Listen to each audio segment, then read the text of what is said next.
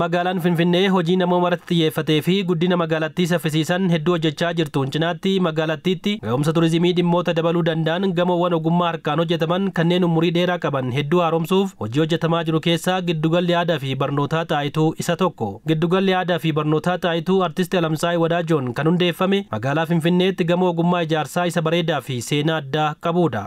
Giddugalicha haaromsuuf deeggarsa bulchiinsa magaalaa Finfinnee irraa argame birrii miliyoona 39 waggaa 4 dura hojiin eegalame xumuramuun bakka kantiibaan magaalaa Finfinnee Aadde Adaanach Abeebee argamanitti tajaajilaaf banaa ta'eera. Sagantaa kanarratti kan argaman kantiibaan magaalaa Finfinnee Aadde Adaanach Abeebee hojiin hojjennu dhaloota boruu ilaalcha keessa kan galche dhaloota dhalootatti kan darbuu fi biyyattiitti kabaja kan horuudha jedhanii kanaafis haaromfamuun giddugala aadaa fi barnootaa Xaayituu agarsiistuu gaarii ta'uu dubbataniiru. በምንሰራው ስራ ውስጥ ዛሬም ብቻ ሳይሆን የነገውን ትውልድ አስበን hojii hojjennu keessatti har'a qofa osoo hin taane dhaloota boruu ilaalcha keessa galchineeti.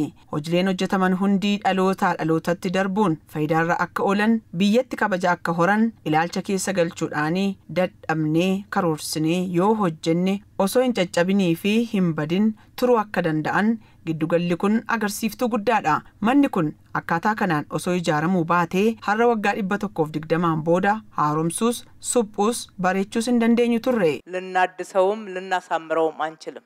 Ga'umsa turizimii magaalaa Finfinnee dabaluu fi hambaawwan seenaa magaalattii tursiisuuf hojiilee hedduun hojjetamaa jiraachuus kantiibaa Adaanech himaniiru. እዚህ አካባቢ ቱሪስቶች ቢመጡ አንዱን ቀን ሲጎበኙ ቢሉ ጊዜያቸውን ሙሉ ሊይዛቸው የሚችል ስራ ተሰርቷል. Naannawaa kana turistoonni dhufanii yoo daawwatan guyyaa guutuu wantoonni daawwachuun dabarsan hojjetamaniiru. Fuuldura keenya kanattis siidaan mootii Minilik haaromfamee bareedeera. Nurra darbuudhaan mallattoo injifannoo gurraachotaa ta'e yaadannoon injifannoo Adwaas akkaataa daawwannaaf tolutti ijaaramuudhaan tajaajila kennaa jira. Manni qopheessaa magaalaa Finfinnees haara'ee naannawaa isaatti waan caccabaa fi badaan ture kaafamanii qulqullaa'uudhaan miidhageera.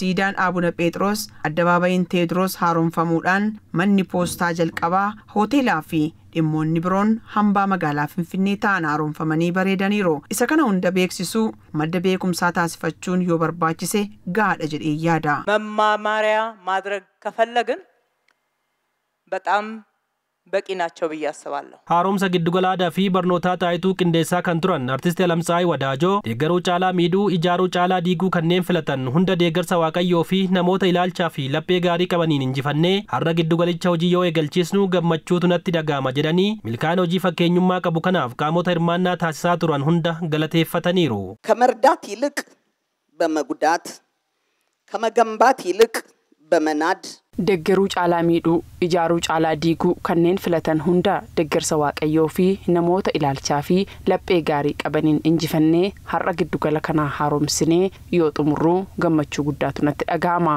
Daandii badaa hunda qulqulleessuun dhalootaaf ashaaraa kaa'uu caalaa wanti nama gammachiisu hin jiru. Giddugalli kun haaromee akka kanaan akka miidhaguuf deeggarsa kan nuuf taasisan bulchiinsa magaalaa Finfinnee dabalatee qaamolee biyya keessaa fi alaa akkasumas naannoo Oromiyaa fi naannoo Amaaraa kanneen nu deeggaran hedduun galateeffadha.